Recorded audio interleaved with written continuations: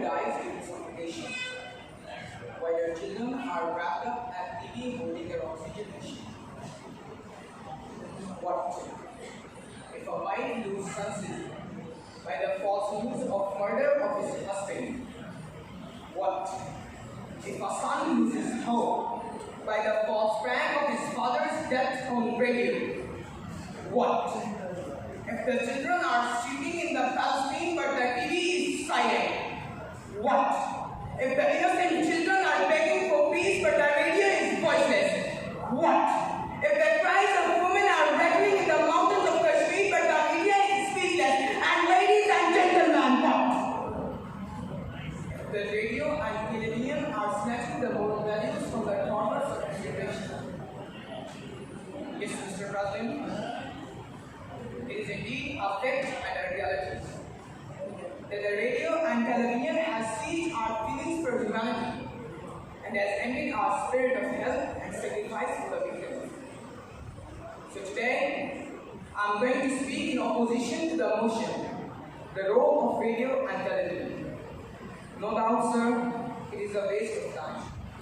The radio and TV both are two new senses, two diseases and two maladies. Man was born innocent, but today, all this jiggery popery is a result of these two little devils. First of all, radio came and played havoc with the traditional values and morals of man. Later, it begot its modern and cunning TV that not only gave voices but also presented the moving pictures. Mr. President, after the advent of radio and TV, the devil must have advised himself to the interest of the ears of the workers. The radio and television has taught nothing, except different ways of crime. They taught nothing, except different methods of conceit and deceit. They taught nothing, except different devices to befool others. They taught nothing, except prejudice and treachery. They taught nothing, except making man antisocial. They taught nothing, except making man violent. They taught nothing, except they taught nothing, except dramatizing unethical and immoral. For the President, what these two things have given us: sensation, the untold stories of old turpitudes, and the tales of the fairy tales. They have spoiled our children for their advertised and popularized the foreign culture and tradition. They have given us evils instead of good. They have spoiled our environment, have destroyed our culture, and have damaged our rituals and customs. No doubt, sir. The information is imparted and disseminated, but not working. The dissemination of false news is a great smite on the peaceful fiber of the society. So instead of progress, we resort to retrogress. For how long shall we ruin our relationships with the tag of social identity? For how long shall we imitate the criminal behavior with the tag of greatest creation of God? For how long shall we portray the idealized life with the tag of most self-esteemed creation on earth?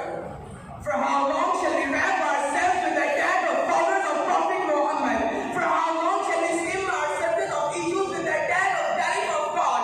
For how long shall we not get the price of people with the tag of successor of Umar Farooq? For how long shall we act like deaf, dumb, and blind, ladies and gentlemen?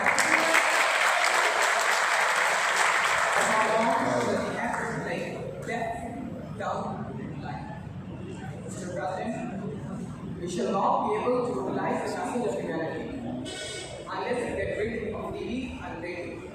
Whereas it is clear that their control and supervision has always remained in the hands of enemy.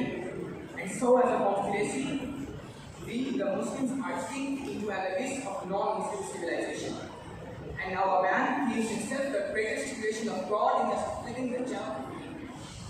Mr. President, even today, none of our anchor persons, none of our speakers ever talk and take pride in the country of our own, but they speak ill of our system. They speak against our culture and tradition, and they flaunt at washing the dirty linen in public. So, in the silence of this gathering, we we need to ensure that the radio and television become the strong pillars for laying down the destructive foundation of religious matters, moral values, and